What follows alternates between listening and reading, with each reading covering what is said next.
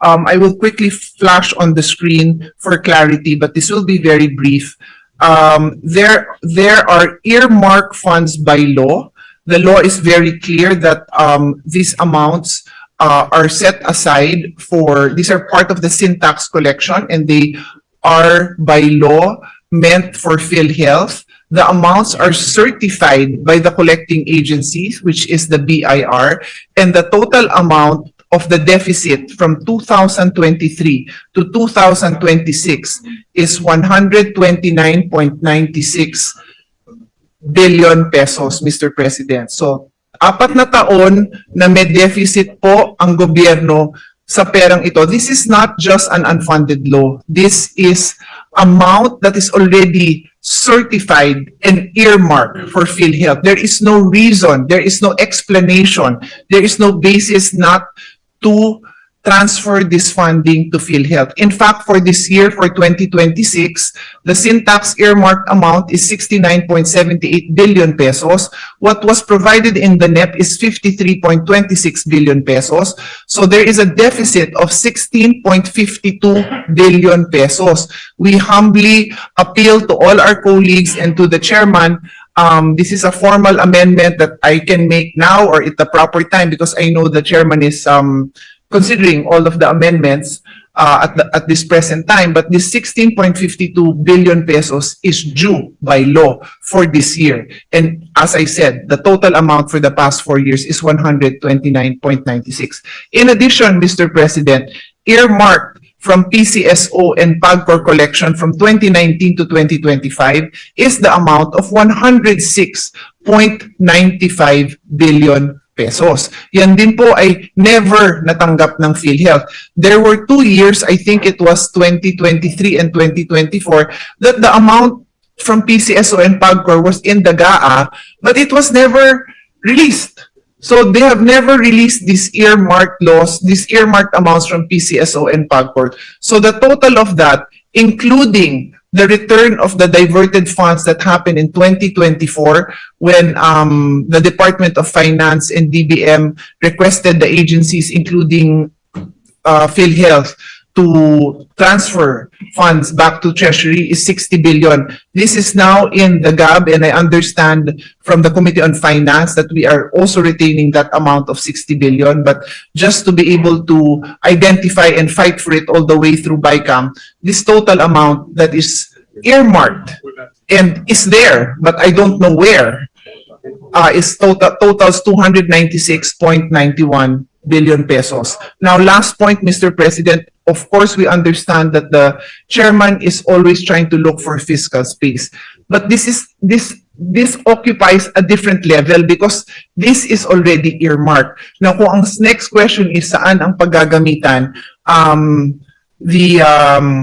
the Deputy Majority Floor Leader, Senator Risa Hontiveros, and I think also Senator Ping Lacson, and might be 1 or 2 other senators, pointed out that bakit yung mga indirect contributors, hindi lahat na pondohan yung share nila. Totoo po yun. And if you look at it, it's also in the billions of pesos. So all I'm saying, Mr. President, is those indirect contributions are supposed to be made so that may pondo na ibibigay si PhilHealth pag nagkasakit sila. And we go back to the zero balance billing. Ito po yung mga pangpondo doon. Ang sinagot ko sa mga nagtanong, including the Deputy Majority Leader, is according to PhilHealth, they will make do. Gagawa nila ng paraan. Pero ako po yung naniniwala na I don't know if by mid-year or I don't know, 2/3 into the year, baka hindi na magkasya yun kasi kulang talaga yung nilaan para sa PhilHealth. So ito po yung amount that is earmarked. So this is going to be my amendment at the proper time when everybody is present, that we find funding to actually not find funding because the funding is already there, to take the funding and to deliver it where it properly belongs, which is PhilHealth. And that ends my amendments, Mr. President. All the documentations for this have been submitted to the Committee on Finance. Thank you very much to the Chair for his support.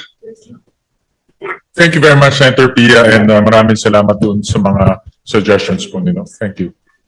Thank you very much. Mr. President, we recognize now our distinguished colleague from San Juan, Senator Jingo Estrada. Senator Jingo Estrada is recognized.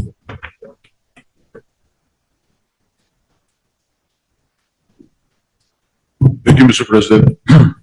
Mr. President, for the Department of Science and Technology budget on the S&T program for regional and countryside development, I propose an increase of 500 million for the procurement of smarter approach on disaster response for resilient communities through adoption of mobile command and control vehicle with triage technology, as requested by the regional offices of the Department of Science and Technology, the city government of Alaminos, Pangasinan, and the provincial government of Ilocos Sur and Abra.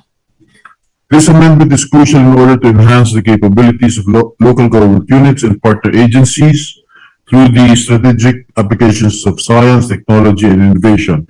This also aims to reduce the vulnerabilities and strengthen preparedness against natural hazards that threaten our nation. As mentioned by no less than President Marcos himself in his last State of the Nation address, at least 11 LGUs have benefited from the mobile command and control vehicles by the DOST for the effective rescue and response. Mr. President, more is needed, thus the requested additional funding. For the consideration of the Finance Committee Chairperson, we will submit the detailed list of amendments. I so submit, Mr. President. Mr. President, the amendments are deemed submitted for consideration of the body. Thank you, Mr. President. On the Department of Energy, for the National Electrification Administration under the National Rural Electrification Program, I propose an amendment in the amount of 50 million for the mobile power substation turnkey, Zamboanga del Norte Electric Cooperative, Dipolog City. My justification is the recurrent power outages in Dipolog City and nearby areas substantiate this proposed increase, and this amendment will alleviate power interruptions and serve as a solution to restore power during emergencies or outages in areas vulnerable to natural disasters. I so submit, Mr. President. Mr. President, the amendments are deemed submitted for consideration of the body. Thank you, Mr. President. The Armed Forces of the Philippines, most particularly the V. Luna General Hospital. For V. Luna General Hospital, the AFP Medical Center, this representation seeks to propose an increase of 20 million pesos for the improvement of the V. Luna General Hospital Laboratory.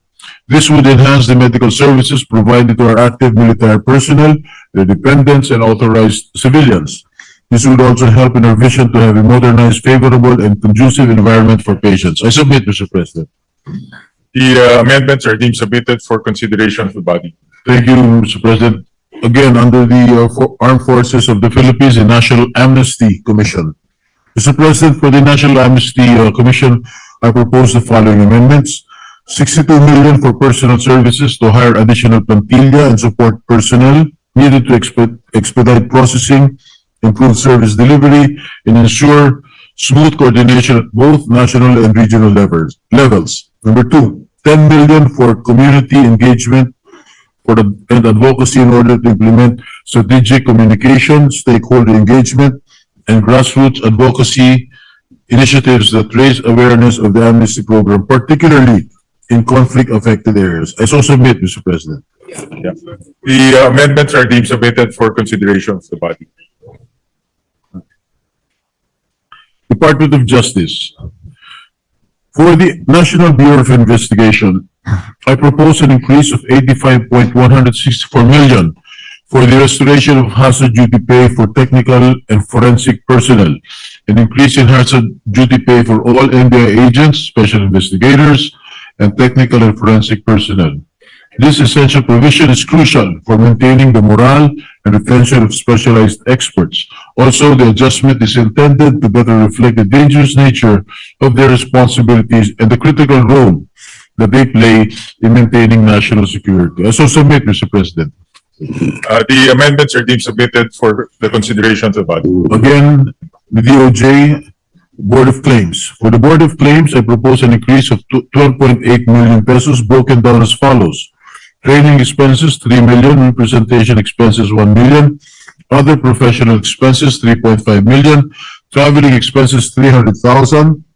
Capital outlay to procure for the development and improvement of a data management system of the Victims Compensation Program, the amount of 5 million pesos. This budget augmentation is submitted to fully exercise the mandate of the Board of Claims, particularly for the training and retraining of its personnel to properly address claims of victims of violent crimes and unjust detention. I so submit, Mr. President. The amendments are deemed submitted for consideration. Thank you, Mr. President. Under the Department of Migrant Workers, Mr. President, we propose an inclusion of a special provision under the Department of Migrant Workers budget to allow the utilization of 5% of the Action Fund for Agarang, Kalinga at Saklolo para sa mga OFWs na nangangailangan for the program's management costs and administrative expenses. Special provision. The Agarang, Kalinga at Saklolo para sa mga OFWs na nangangailangan fund.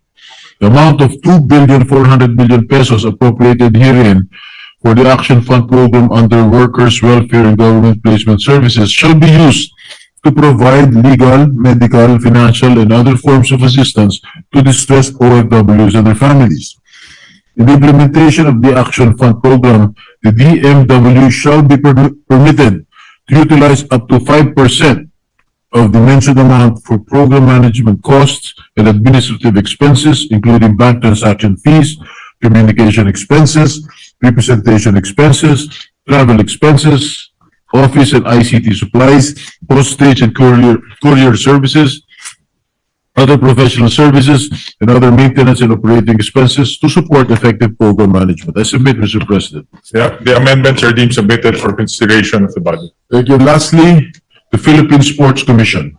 Mr. President, in addition to the amount introduced by the Committee on Finance under National Grassroots Sports Development Program under the Philippine Sports Commission, I propose an additional budget of 50 million. This will be used for the procurement of sports equipment for use of aspiring Filipino athletes, considering the fact that the 5% share from the Philippine Amusement and Gaming Corporation, or PAGCOR, is not yet fully remitted to the Philippine Sports Commission. I submit, Mr. President. The amendments are deemed submitted for consideration of the body. Again, lastly, before I end my the period of amendments, may I ask the chairman of the Finance Committee, Senator Sherwin, what happened to the budget of the just to refresh my memory, the budget of the Optical Media Board? Well, Mr. President, I know that has been your advocacy since time immemorial, Mr. President. And you made a very good point during the plenary debates, which I wholeheartedly agreed to. And in fact, to demonstrate my agreement, I co-authored the bill co-authored the bill that proposed to abolish the Optical Media Board. So, Mr. President, what we will be proposing is to reduce the budget to only 3 months worth in 2026. That will allow them to wind down their operations. After that, we will transfer the employees to the FDCP? Yes, Mr. President, we will put a special provision that that will allow the transfer of those employees to FCDP. FDCP. Film Development Council of the Philippines. Yes, Mr. President. Thank you very much, Mr. Maraming President. salamat po. In that particular issue, the office of the Optical Media Board, whose is that? Do they own it or are they renting or? As far as I know, they are still renting the place. Renting, Yes, renting. not own, they do No, not I own don't it. think they own it. If I'm not mistaken, I think we can validate my. Yes, Mr. President, I believe it's also leased, Mr. President. Least, Oo. Nagli-lease lang ho sila, nagre-rent. because I was informed that the NTRCB is interested in taking over the area. But let me check, Mr. President. I'll get back to the Senate President on the Thank you. facts. Thank you. Thank you, Senator Estrada. Majority Leader, Thank you, Mr. President. While we're waiting for Senator Goy still in the meeting, we can proceed with Senator Ontiveros, our Deputy Majority Floor Leader. the Deputy Majority Leader, Senator Risa Ontiveros is recognized. for her amendments, individual amendments. Mr. President, before we continue, I just ask my staff. You're right, Mr. President, Senate President, that the OMB owns the office. Yeah, Mr. President. So